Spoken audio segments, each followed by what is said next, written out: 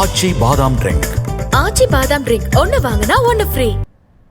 தமிழகத்தில் நடைபெற்று வரும் ஊழல்களை மறைக்க திமுக அரசு தொடர்ந்து மத்திய அரசை குறை கூறிக்கொண்டே உள்ளதாக மத்திய இணையமைச்சர் எல் முருகன் விமர்சித்துள்ளார். கோவை விமான நிலையத்தில் செய்தியாளர்களுக்கு பேட்டியளித்த அவர், தமிழக முதலமைச்சர் மு.க.ஸ்டாலின் தனது ஆட்சியின் தோல்விகளை மறைப்பதற்காக தொகுதி மறுசீரமைப்பு பிரச்சனையை எழுப்பியுள்ளதாக கூறினார்.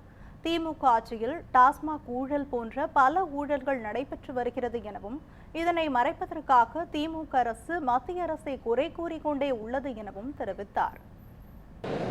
தமிழக முதலமைச்சர் திரு ஸ்டாலின் அவர்கள் தன்னுடைய ஆட்சியினுடைய தோல்வியை மறைப்பதற்காக கடந்த 4 ஆண்டுகள், கிட்டத்தட்ட 4 ஆண்டுகள் தமிழக மக்கள் சொல்ல முடியாத துயரத்தில் இருந்து கொண்டிருக்கிறார்கள்.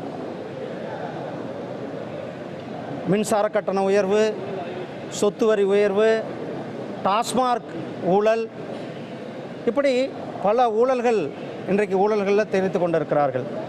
அரசாங்கத்தை நடத்துவது முதலமைச்சரா என்பதே ஒரு கேள்விக்குறியாக இருக்கிறது. தம்பிகள் தான் இந்த ஆட்சியை நடத்தி கொண்டிருக்கிறார்கள்.